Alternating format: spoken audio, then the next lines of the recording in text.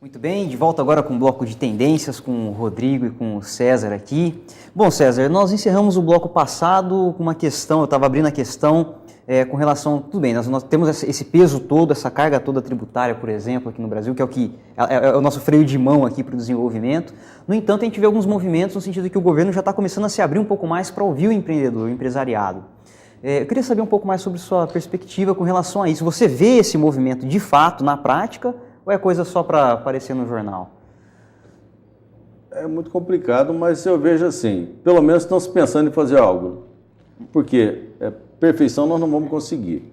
Mas se você analisar, que o governo já viu que acendeu a luz vermelha, não é nem amarela, acendeu a luz vermelha. Porque cresceu 1,7, enquanto os países aqui em volta com certeza estão acima de 3, realmente é um crescimento muito pífio. E crescendo menos do que os Estados Unidos, que é o maior PIB do mundo, que é 15 trilhões de dólares. Quer dizer, nós não podemos crescer 1,7. E crescendo 1,7 sediado principalmente no serviço. Exatamente. Baseado no serviço. Baseado em serviço, quer dizer, irriga de crédito, é aí que está o problema. O crédito, hoje, saiu aí a última pesquisa que 40% de certa maneira está comprometido, né, com dívidas. Agora, e o pior de tudo é que é a classe C e D que não está sabendo gerir as suas economias, isso pode gerar uma onda de calote. E isso que nós estamos atravessando o pleno emprego. Nós estamos abaixo, nós estamos na faixa de 5% de desemprego, quer dizer, é o pleno emprego mesmo. Agora, isso tudo, de certa maneira, quem está segurando essa onda é o segmento de serviços. Mas os países que priorizaram o segmento de serviços estão com problemas. Agora, o governo ele tem que agora olhar para o segmento da agricultura e da indústria de transformação, porque depende desses segmentos para ter um certo equilíbrio. A partir do momento que você começa a priorizar demais serviços, vai gerar problema como Portugal está com problema, como Grécia, Espanha, né? Ali na zona do euro a situação está complicada em razão de os países acharam que por ser rico poderia descentralizar a produção e agora se vê numa sinuca de bico. Traduzindo, deixar a produção para os países pobres, né? Deixa os caras suar lá no Brasil e na China e a gente fica trabalhando, deixa o pessoal aqui vender, sei lá, só serviço dentro do ar-condicionado e aconteceu o que aconteceu. Então voltamos lá para a Bíblia. Ganhar o pão com o suor do seu rosto, né? Acho que é ensinamento bíblico isso daí. Não, assim, guardar as proporções. Um país tem que ter serviço, tem que ter indústria, tem que ter... Talvez mais equilibrado Só que pouco, um jogo mais equilibrado, não 70% das riquezas de um país estarem calcadas naquilo que não tem suor. Eu acho que não faz muito sentido. Mas agora nesse bloco tendências, Caetano, vamos falar um pouco de Araçatuba, né? Vamos trazer as tendências aqui para o que acontece para Araçatuba. O pessoal gosta de saber o que acontece dentro do quintal de casa, porque o que acontece no governo federal não traz muita comida para dentro de casa.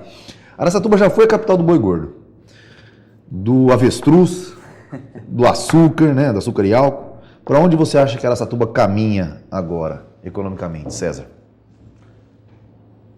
Eu diria que, focando em Araçatuba, né, sou nascido aqui, amo essa cidade, e sempre propenso assim, de verificar o crescimento da cidade da qual eu nasci, como também da região, porque municípios fortes, região forte, uma cidade, Araçatuba é a sede administrativa e ela tem que fazer por merecer.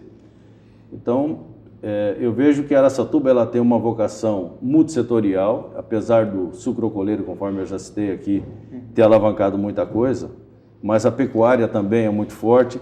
Muitas vezes as pessoas desconhecem, mas eu gosto muito também de andar pela zona rural e vejo que alguns segmentos seriam que retomar. A produção agrícola, por exemplo, de milho, nossa região produz bem. Até algodão, se você olhar o canal rural, sai lá a cotação de algodão aqui. Feijão, plantação, eu acho que houve um arrefecimento e deveria de retomar. Né? Tem empresário aqui, por exemplo, nós temos colega aqui, o feijão mariaque, o feijão tigrino, né, que é muito famoso.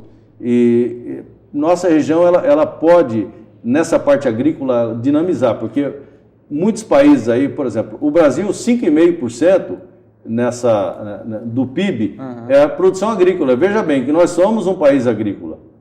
Agora, por que se produz menos do que a China, que é populosa demais, mas 10% é a produção agrícola? Então, nós podemos fazer a população voltar para o campo e também com pequenos segmentos, porque, poxa, nós já sabemos que a nossa cidade é muito bem desenvolvida nessa questão multissetorial, as indústrias estão relativamente bem, né? Então, você quer dizer o seguinte, que nossa região, ela tem, vamos dizer assim, um viés de voltar para a área agrícola, Sim. mais com tecnologia, Sim. industrializar até esses produtos que nós venhamos a produzir com maior eficiência na agricultura. Eu concordo com você, César, porque eu acho que nós temos sol em abundância, temos água em abundância e temos Terra um solo boa. fértil em abundância.